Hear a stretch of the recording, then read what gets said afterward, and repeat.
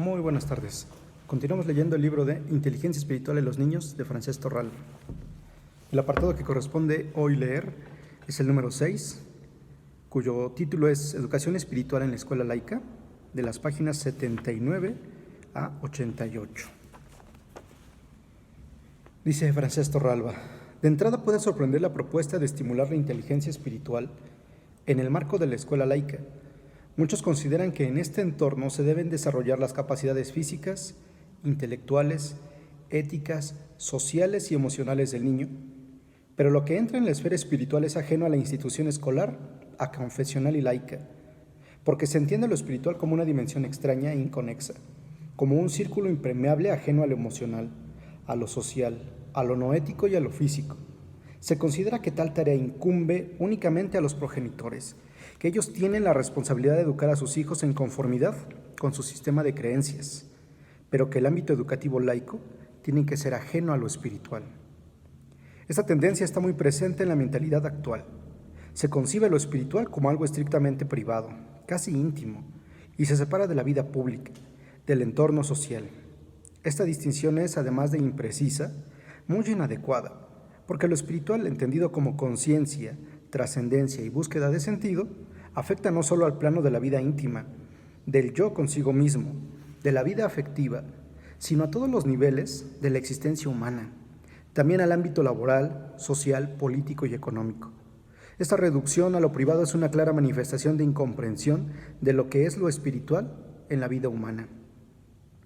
Lo espiritual está en el centro de la persona y por lo tanto afecta directa o indirectamente a todas las esferas de la existencia humana, ya sea de un modo consciente o inconsciente. Tiene efectos en procesos tan prosaicos como el respirar, la dieta y en esferas tan complejas como la vida sexual.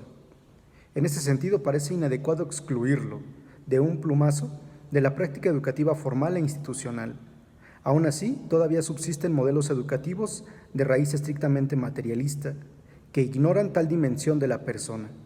Excluyen la posibilidad de una inteligencia de orden existencial, trascendente y espiritual, con lo que desde este paradigma tampoco tiene sentido abordar el tema espiritual de un modo formal y riguroso. Aunque son de carácter residual y fruto de ideologías que antaño tuvieron una gran potencia en el ámbito educativo, todavía está presente en algunos sectores la idea de que el hombre es únicamente lo que come.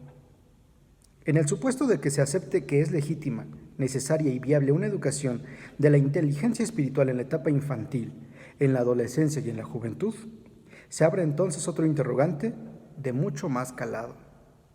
¿Cómo llevar a cabo tal propósito? ¿Con qué herramientas estimularla? ¿De qué modo proceder? ¿Cómo promover la vida espiritual sin someter esta espiritualidad a un determinado sistema de creencias, de valores y de rituales? ¿Acaso es posible estimular lo espiritual sin la ayuda de las grandes tradiciones religiosas y espirituales de la humanidad? Estas preguntas son especialmente polémicas en contextos aconfesionales donde no existe una tradición espiritual concreta en la cual la comunidad escolar se reconoce y que inspira las prácticas educativas y formativas que tienen lugar en ella. Este debate todavía adquiere más complejidad en virtud de la pluralidad de agentes educativos que hay en ella. En comunidades educativas plurales, religiosa y espiritualmente, ¿qué tipo de educación de lo espiritual debe ofrecerse? ¿Quiénes son los responsables de articularla? ¿Cómo llevarla a cabo respetando las creencias de los niños?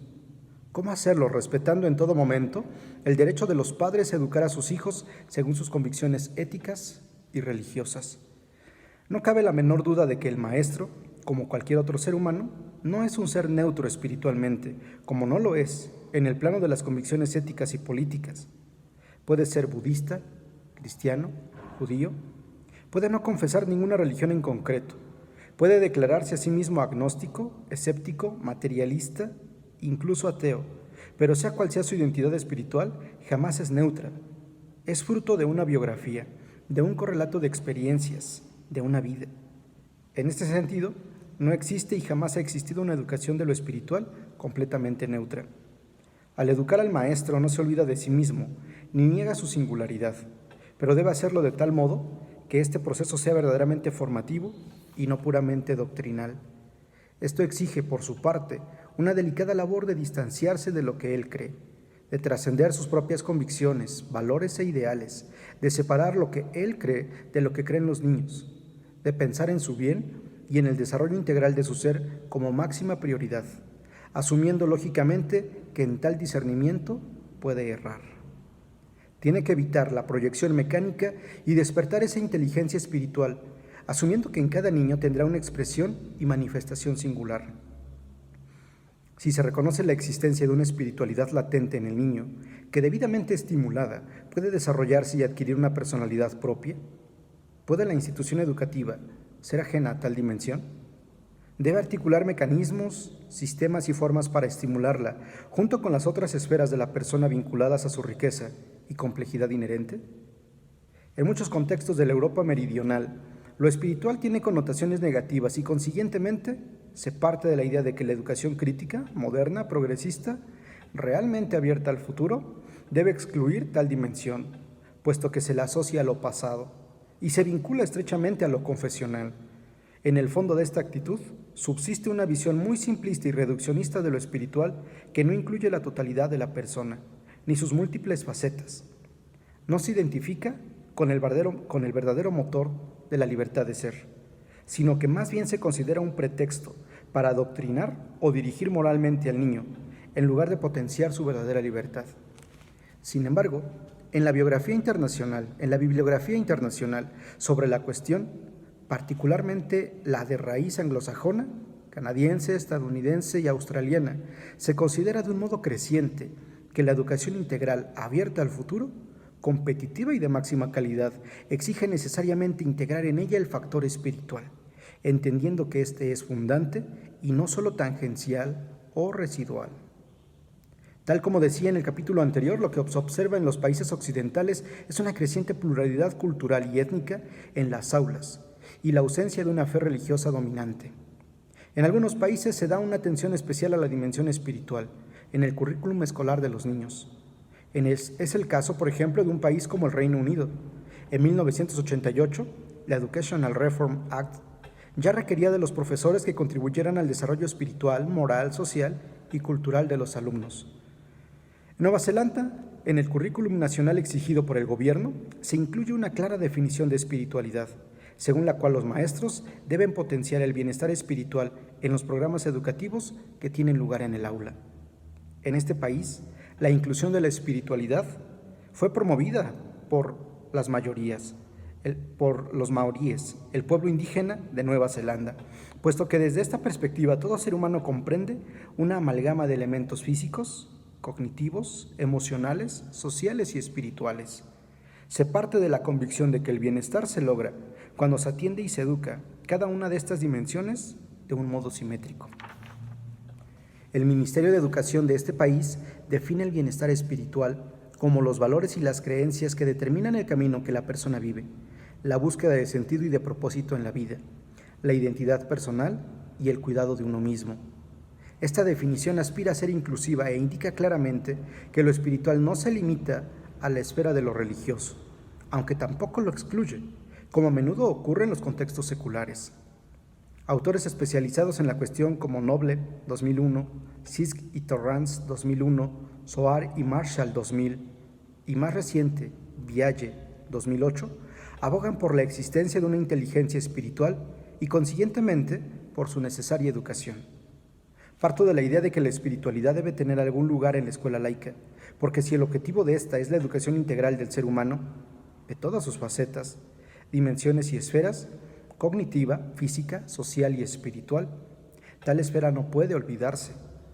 Con demasiada frecuencia se concibe el acto de educar como una pura transmisión de conocimientos, pero si se entiende como un proceso que tiene como fin formar a la persona, todas sus esferas se ven implicadas en el proceso. Algunos pueden arguir que la finalidad de la institución escolar se limita a la transmisión de conocimientos, pero tal tesis es discutida no solo en la institución escolar de titularidad privada, sino también en el ámbito público. La escuela, dicen, debe transmitir valores, y los valores no se sostienen en el aire, emanan del interior de la persona, de su espiritualidad. Sin un desarrollo maduro de la espiritualidad, los valores se desvanecen, se deshacen en el aire, porque necesitan un arraigo donde poder crecer y nutrirse. Para que la educación de la inteligencia espiritual sea un hecho en la escuela pública, en el ámbito no confesional, se tiene que superar la lucha histórica y maniquea entre el confesionalismo y el laicismo. Desde el confesionalismo, la escuela se percibe como un campo idóneo para captar nuevos devotos, nuevos miembros de la comunidad. Esta voluntad proselitista se encuentra con un páramo ideal para encaminar y adoctrinar. El confesionalismo sucumbe a un error por exceso de celo. Es legítimo educar desde una confesión, a partir de un carisma espiritual en concreto, pero siempre desde la propuesta y nunca de un modo impositivo o desde la coacción. El laicismo excluye por definición lo religioso de la esfera pública educativa, por considerarlo un mal social, un factor patógeno, una especie de tumor maligno que debe extirparse del cuerpo social antes de que genere todo tipo de metástasis. Desde esta perspectiva, lo religioso es una verdadera lacra para la humanidad, un factor generador de conflictos y de todo tipo de crueldades y de guerras. Cuando el laicismo es radical, incluye en esta crítica a todo lo espiritual y pone en el mismo barco lo religioso y lo espiritual. Este laicismo burdo, más presente en los países mediterráneos que en Estados Unidos, Canadá o los países centroeuropeos, deslegitima cualquier práctica educativa que tenga como objetivo el desarrollo del potencial espiritual del ser humano. Sin darse cuenta, arroja al niño con el agua sucia. Solo si se supera el laicismo excluyente y el confesionalismo militante es posible articular una educación de la inteligencia espiritual. El reconocimiento de la autonomía entre la esfera política y religiosa no tiene por qué significar la negación de lo espiritual en el niño. El reconocimiento de la neutralidad religiosa de las instituciones del Estado, también de la escuela, no tiene por qué derivar en un descrédito u olvido de lo espiritual en el niño. Todavía existe otro peligro que es importante subrayar en esta primera parte del libro: la confusión entre la iniciación religiosa y la educación de la inteligencia espiritual. Es un derecho de los padres creyentes iniciar a sus hijos en la vida de la fe, en la celebración comunitaria, en el conocimiento de los rituales, los símbolos y los preceptos de su confesión. La libertad de educar y la libertad religiosa están en la base de este derecho, que se reconoce en todas las constituciones democráticas del mundo. Es un derecho que tienen en cuanto padres y nadie puede vulnerarlo o limitarlo. Forma parte de su capacidad de decisión y si consideran que ese mundo es un bien para su hijo, tienen derecho a iniciarlo en él. Como también él, cuando tenga pleno uso de conciencia, tiene derecho a optar libremente, a discernir y a elegir en virtud de sus preferencias, de lo que realmente se sienta llamado a hacer con su vida. La iniciación religiosa es responsabilidad y tarea de los padres creyentes, pero la educación de la inteligencia espiritual, como la estimulación de las otras formas de inteligencia, emocional, la social, la intrapersonal, es una exigencia de la escuela si su propósito real es educar integralmente al niño. Sería un error de perspectiva desarrollar la inteligencia lógico-matemática y musical del niño, pero desechar la inteligencia emocional, social o espiritual que hay en él. También tiene que distinguirse, finalmente, la defensa de la cultura religiosa en la escuela laica de la educación de la inteligencia espiritual. Es necesario que el niño conozca el mundo de las religiones, su simbolismo, sus rituales, la influencia que ha tenido y sigue teniendo, para bien y para mal, en la sociedad, en la cultura, en la creación artística, musical y literaria. Sin este conocimiento se convierte en un analfabeto cultural, pues carece de las herramientas para comprender la historia, el arte, la literatura, la música e incluso las más elevadas obras del pensamiento ateo. Existe una práctica unanimidad en ello. Incluso especialistas de clara adscripción atea y agnóstica defienden la necesidad de esta cultura religiosa, de signo plural, en la escuela no confesional. Pero ello nada tiene que ver con el desarrollo de la inteligencia espiritual del niño. Una cosa es que el niño sepa identificar un libro de la Biblia, el nombre de un concilio ecuménico, un sutra de los Vedas o lo que fue la Reforma. Y otra cosa muy distinta es que tenga habilidades para meditar, para contemplar, para degustar el silencio, para trascender, para practicar la conciencia plena u orar. Tener cultura religiosa no garantiza la iniciación religiosa ni desarrolla el potencial espiritual del niño. Es necesaria para salir de la ignorancia y comprender el mundo en el que se vive, los procesos históricos y culturales, pero por sí misma no activa la inteligencia espiritual del niño, su capacidad para buscar el sentido de la existencia, para elaborar preguntas fundamentales, para tomar distancia, trascender, para valorar lo que vive, para sentirse parte de un todo cósmico. Estamos leyendo Inteligencia espiritual en los niños de Francesc Torralba. Como el autor nos ha venido insistiendo, es necesario desarrollar entonces las inteligencias en todos los ámbitos de nuestra vida. Y esta inteligencia espiritual nos permite entonces esta trascendencia, esta búsqueda de sentido, como el autor lo va insistiendo. No solo se trata de lo confesional, sino aprender a reconocer la presencia de Dios en distintas tradiciones.